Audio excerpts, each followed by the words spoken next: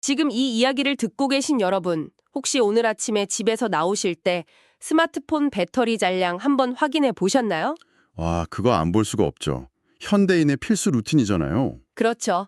아침에는 분명히 화면 오른쪽 위에 100%로 꽉 차 있던 그 숫자가 오후가 되면 막 40%, 20%로 툭툭 떨어지고. 그러다 결국 불안한 빨간색으로 변하죠. 맞아요. 그때 우리가 느끼는 그 묘한 초조함이 있단 말이죠.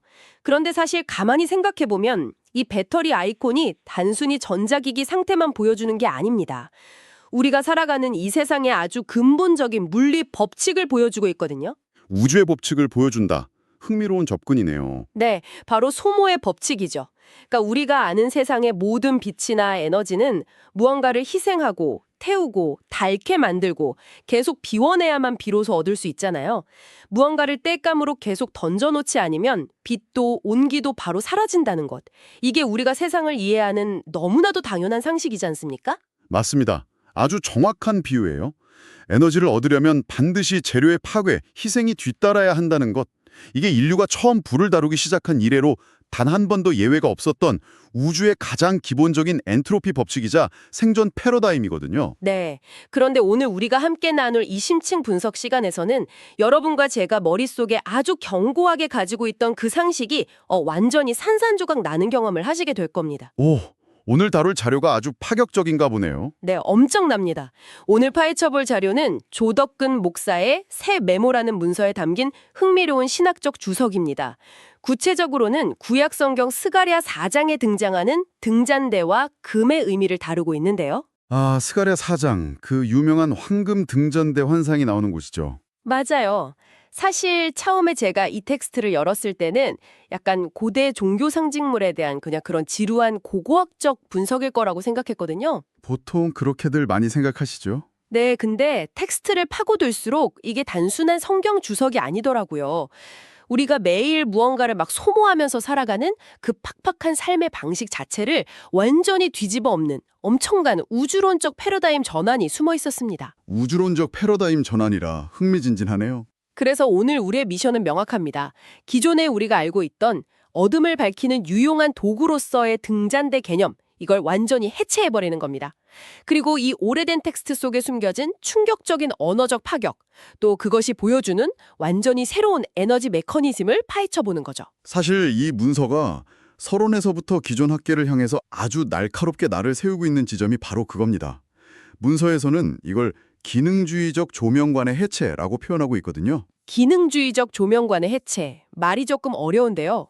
쉽게 말해서 기존 학자들은 이 스가랴 4장에 나오는 메노라, 즉 등잔대의 환상을 해석할 때 어두운 성막 안을 환하게 밝히기 위해 꼭 필요한 도구구나, 딱 이렇게만 생각했다는 겁니다.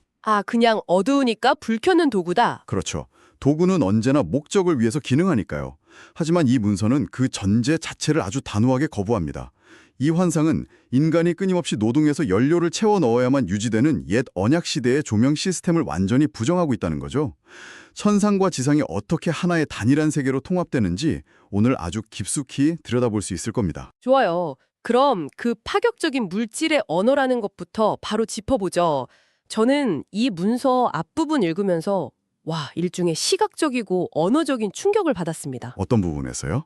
지금 듣고 계신 여러분도 머릿속으로 한번 그림을 그려보세요. 거대한 순금 등잔대가 가운데 딱 놓여 있고 그 양옆에 살아있는 감람나무, 그러니까 올리브 나무 두 그루가 서 있습니다. 네, 익숙한 이미지죠. 그리고 그 나무 가지에서 무언가 액체가 흘러나와서 등잔대로 들어가서 불을 밝히고 있어요. 자, 올리브 나무에서 나와서 불을 밝히는 액체. 뭐가 떠오르시나요? 누가 생각해도 당연히 올리브 기름이 떠오르겠죠. 그렇죠. 기름이죠. 근데 이 문서가 지적하는 가장 소름 돋는 팩트가 이겁니다.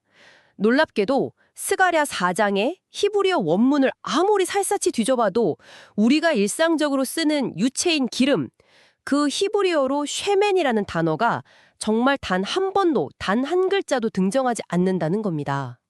네. 이게 전체 분석의 기초가 되는 아주 결정적인 문헌학적 팩트입니다.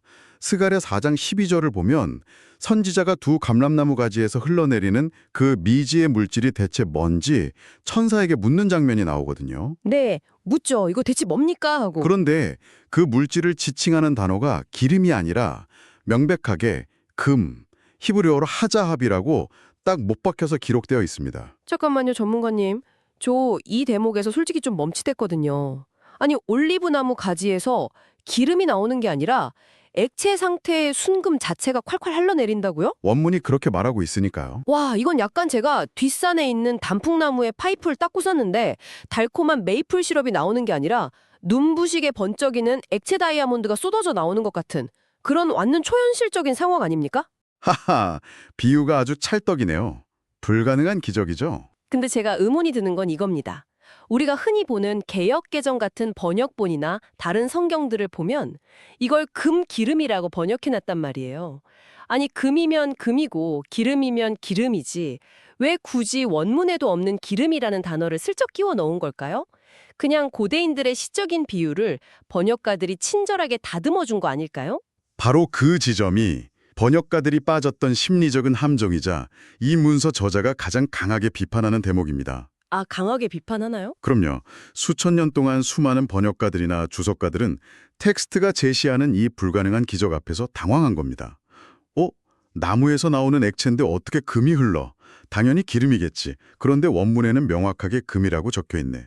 아하, 금빛이 날 정도로 아주 맑고 순수한 최고급 기름을 문학적으로 표현한 거구나. 이렇게 자기들 나름대로 합리화를 해버린 겁니다. 아, 자의적으로 해석을 한 거네요. 맞습니다. 문서는 이것을 가리켜 문맥적 개연성에 굴복한 해석학적 타협이라고 아주 뼈아프게 꼬집고 있습니다. 와, 해석학적 타협. 그러니까 번역가들이 본인들이 이해할 수 없는 신성한 텍스트의 파격을 딱 마주하고는 그걸 인간의 얄팍한 상식선으로 질질 끌어내려서 억지로 끼워 맞췄다는 뜻이군요. 정확합니다.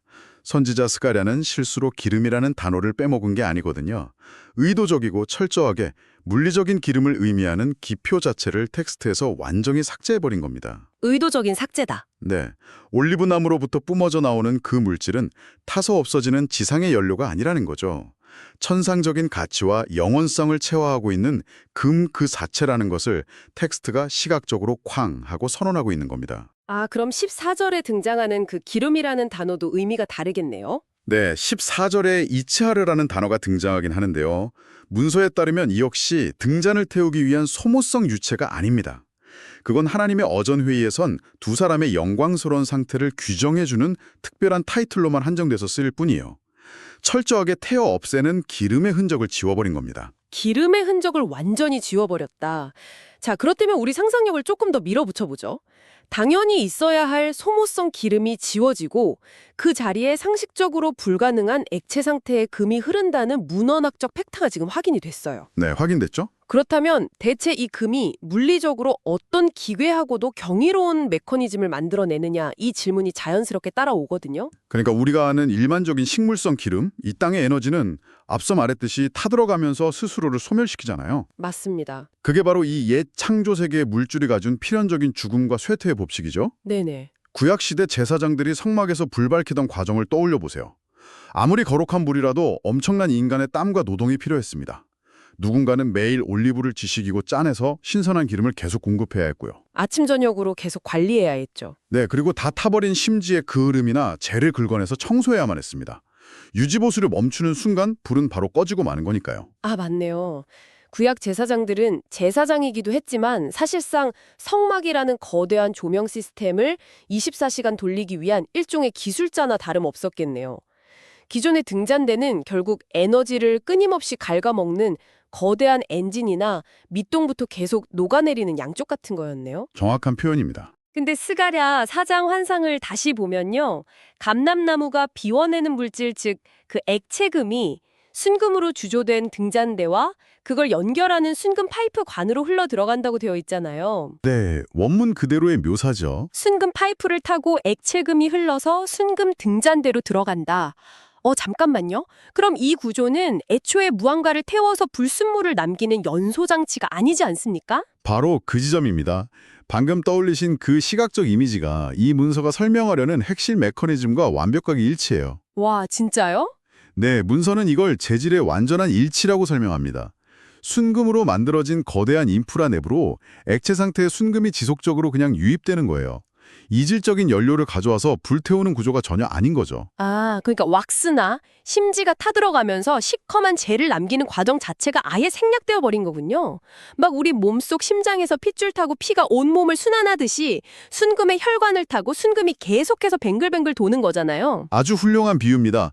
폐쇄회로처럼 완벽하게 닫힌 무한순환 구조예요.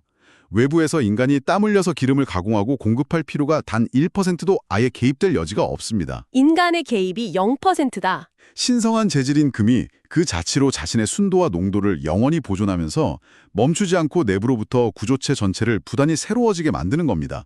문서는 이걸 초자연적인 자기갱신 장치라고 부릅니다. 초자연적인 자기갱신 장치. 에너지가 고갈되고 물질이 늙어가는 예창조의 물리적 한계를 완전히 벗어던진 새언약 공동체의 영구불멸성을 증명하는 압도적인 우주적 장치인 셈이죠. 와, 초자연적인 자기갱신 장치라니 듣기만 해도 전율이 확 돋네요. 닳지도 늙지도 소모되지도 않는 시스템이라니. 근데 여기서 저 진짜 근본적인 의문이 하나 생기거든요, 전문가님. 네, 어떤 의문이죠? 만약 이 구조가 연료를 태워서 환한 불빛을 만들어내는 조명 장치가 아니라면 애초에 이 거대한 금등잔대는 도대체 왜 거기에 존재하는 거죠? 아, 존재의 이유를 물으시는군요. 네, 생각해보세요. 우리가 어두운 방에 들어가서 스탠드를 탁 켜는 이유는 단 하나잖아요. 방이 어두우니까. 어둠이라는 결핍을 몰아내려고 빛이라는 도구를 쓰는 건데 만약 이 등잔대가 무언가를 태워 어둠을 몰아내는 그런 도구적 기능을 상실한 채 그냥 금이 금으로 순환하기만 한다면 사실 쓸모없는 거 아닌가요? 쓸모가 없다, 그렇게 보일 수도 있겠네요. 혹시 약간 어두운 지하실을 밝히려고 켜둔 손전등 같은 게 아니라 애초에 빛으로 꽉 찬 공간? 이를테면 그 폭발하는 초신성의 한가운데 딱 놓여 있어서 그 자체의 빛을 그냥 반사하고 증폭시키는 거대한 거울 같은 건가요? 와, 손전등 비유는 완전히 버리시는 게 맞고요. 방금 말씀하신 초신성 이미지는 이 문서가 말하고자 하는 종말론적 우주관의 핵심을 아주 정확하게 짚어내셨어요. 아, 제가 제대로 본 건가요? 네, 어둠이 전제되어야만 쓸모가 있는 도구, 그게 바로 앞서 서론에서 비판했던 기능주의적 조명관의 한계거든요. 우리는 자꾸 이 예창조의 틀 안에서 어떤 결핍을 채우려는 시각으로만 성경 텍스트를 보려고 하죠. 어두우니까 빛이 필요하다. 이렇게. 네, 하지만 이사야 60장이나 요한계시록 21장이 묘사하는 완성된 하나님 나라의 시공간을 한번 상상해 보세요. 그곳은 밤과 낮, 빛과 어둠이라는 이분법적 대립 자체가 아예 종식된 세계입니다. 태양이나 달의 물리적인 빛, 물리적인 조명이 더 이상 필요 없는 곳이죠. 왜 태양조차 필요가 없는 거죠? 여호와 하나님의 영광 그 자체가 온 우주를 가득 채우는 본질적이고 압도적인 빛이기 때문입니다. 아까 말씀하신 그 거대한 초신성의 중심부처럼 말이죠. 와, 진짜 압도적이네요. 따라서 스가랴 4장의 이 금등잔대는 어둠 속에서 가시성을 확보하려고 발버둥치는 생존형 도구가 될 수 없습니다. 이미 모든 것이 눈부신 빛 그 자체인 세계 속에서 이 금등잔대와 액체금의 끊임없는 순환 구조는 그 신성한 영광을 스스로 증폭시키고 온 우주를 황금빛 광채로 막 공명하게 만드는 역할을 하는 거예요. 그저 공명하게 만든다. 네, 문서는 이걸 아주 탁월하고 깊이 있는 언어로 표현하는데요. 무언가를 소모해서 빛을 내는 게 아니라 그저 존재함 자체로 뿜어져 나오는 광채, 즉 존재론적 발광체라고 부릅니다. 그리고 영원히 멈추지 않는 영적 다이나모, 그러니까 영적 발전기라고 명명하죠. 존재론적 발광체, 그리고 영적 다이나모, 무언가의 결핍을 메우려고 애쓰는 도구가 아니라 그저 거기에 딱 존재하고 순환하는 것만으로 신적 도성의 충만함을 시각적으로 뿜어내는 거대한 우주적 발전기라는 거군요. 맞습니다. 와, 진짜 머리를 한 대 맞은 것처럼 약간 멍해집니다. 기름을 짜내고 억지로 태워서 겨우겨우 빛을 유지해야 한다는 우리 인간적인 관점이 그동안 얼마나 옹졸하고 좁은 거였는지 확 깨닫게 되네요. 엄청난 패러다임의 전환이죠. 자, 그렇다면 이제 이 거대한 우주적 비전을 우리 현실, 지금 이 이야기를 듣고 계신 여러분의 삶으로 한번 끌어와 보겠습니다. 현대 사회를 살아가는 우리는 어떤가요? 매일 아침 눈 떠서 밤에 기절할 듯 잠들 때까지 우리는 각자에게 주어진 한정된 그 기름을 쥐어짜내면서 살아갑니다. 너무 공감되는 현실이죠. 네, 체력을 태우고 시간 갈아 넣고 감정 소모하면서 매일 번아웃과 싸우잖아요. 그렇게 나의 무언가를 땔감으로 계속 던져 넣어야만 직장에서도 인정받고 사회에서 1인분하고 심지어 신앙생활이나 종교적인 영역에서도 가치 있는 어떤 성과를 거둘 수 있다고 우리는 굳게 믿거든요. 맞아요. 그게 우리가 세상을 사는 방식이니까요. 근데 오늘 우리가 파헤친 이 문서에 따르면 스가랴 4장은 인간의 그 치열한 노동과 지상의 유한한 자원을 하나님의 구속사 동력에서 완전히 100% 삭제해버린 신학적 기획이라고 말합니다. 네, 철저하게 배제했죠. 그렇다면 질문을 던져볼게요, 전문가님. 과거 스가랴 선지자가 활동하던 시대에 그 잿더미 위에서 성전 다시 지으려고 뼈 빠지게 고생하던 이스라엘 백성들, 그리고 오늘날 번아웃 직전에 놓인 우리들에게 이 금에서 금으로 이어지는 무한 순환 구조가 던지는 진짜 메시지는 대체 뭡니까? 와, 그 질문이 바로 이 모든 논의를 하나로 딱 깨어내는 완벽한 결론입니다. 아마 교회 안 다니시는 분들도 스가랴 4장 6절의 이 유명한 구절은 한 번쯤 들어보셨을 거예요. 어떤 구절이죠? 이는 힘으로 되지 아니하며 능력으로 되지 아니하고 오직 나의 영으로 되느니라. 아니 이 유명한 구절이 바로 이 금등잔대 환상의 맥락에서 나온 거였군요. 네, 바로 그 환상의 핵심 결론이죠. 저는 이걸 그냥 힘들 때마다 위로받는 감성 명언인 줄 알았습니다. 하하, 그렇죠. 그동안 우리는 이 구절을 단순히 인간의 힘으로는 한계가 있으니까 하나님의 도우심을 간절히 구하자, 이 정도의 아주 막연하고 감성적인 종교적 수서로만 소비해왔습니다. 네, 약간 그런 식으로 썼죠. 하지만 오늘 우리가 함께 분석한 이 텍스트의 언어학적, 물리적 변환의 토대 위에서 그 구절을 다시 한번 읽어보세요. 의미가 완전히 진짜 소름 돋을 정도로 달라집니다. 어떻게 달라지나요? 당시 이스라엘 백성들은 바벨론 포로에서 돌아와서 무너진 성전을 억지로 재건해야 했어요. 자원도 없고 체력도 이미 다 고갈된 상태였죠. 그들은 우리 기름이 다 떨어지면 어떡하지? 불이 꺼지면 어떡하지? 하면서 공포에 떨고 있었습니다. 번아웃 상태였겠네요. 그렇죠. 근데 선지자가 환상을 통해서 말하는 겁니다. 무너진 성전을 재건하는 그 거대한 구속사의 에너지는 너희들이 그 알량하게 쥐어짜낸 기름의 연소에서 나오는 게 아니라고요. 너희들 기름이 필요 없다고. 인간의 개입을 철저히 배제한 채 천상으로부터 직접 유입되는 신성한 재질의 완전한 일치, 즉 오직 성령의 절대적 주권만이 이 모든 것을 완성한다는 아주 뼈아프고도 경이로운 선언인 겁니다. 너희의 유한한 기름을 태우면서 두려워하지 마라. 하나님의 영광이 액체금이 되어서 스스로 흘러 이 성전을 영원토록 빛나게 할 것이다. 이것이 바로 그 환상의 진짜 메시지였던 거예요. 와, 정말 압도적이네요. 아까 문서 결론부에서 언급된 아들 폰테스, 즉 근원으로 돌아가라는 말이 무슨 뜻인지 이제야 명확해집니다. 인간의 그 알량한 노동과 소모를 확 지워버리고 오직 성령의 주권이 하는 마르지 않는 영원한 근원으로 시선을 돌리라는 거대한 선포였군요. 정확합니다. 완벽하게 이해하셨네요. 지금 이 심층 분석을 함께하고 계신 여러분, 오늘 우리는 정말 엄청난 텍스트의 깊은 곳까지 다녀왔습니다. 스가랴 4장에 등장하는 등잔대가 그저 어두운 방을 밝히기 위한 기능적인 조명기구가 아니었다는 것. 네, 아주 중요한 포인트죠. 그리고 기름이라는 소모성 단어를 성경 원문에서 완전히 지워버리고 금에서 금으로 흐르는 엄청난 물리적, 언어적 파격을 보여주었다는 것. 이를 통해 인간의 피땀 어린 연소를 철저히 배제한 우주적 차원의 거대한 영적 다이나모를 우리 눈앞에 시각화해 주었다는 사실을 확인했습니다. 네, 우리가 얼마나 좁은 기능주의적 강박에 갇혀서 세상을 그리고 신의 일하심을 바라보고 있었는지 시야를 완전히 교정해주는 정말 놀라운 텍스트였습니다. 무언가를 파괴하고 소모하지 않고도 스스로 영원히 빛을 발하며 자기갱신을 이루는 이 메커니즘은요, 단순히 고대 문서 속에 박제된 그런 이야기가 아니에요.